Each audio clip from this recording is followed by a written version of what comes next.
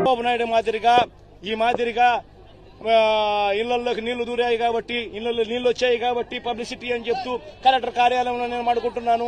రాత్రి 2 గంటలకు press meet, రాత్రి 3 గంటలకు ప్రెస్ మీట్, ఎందుకంటే నిద్ర రాదు కాబట్టి.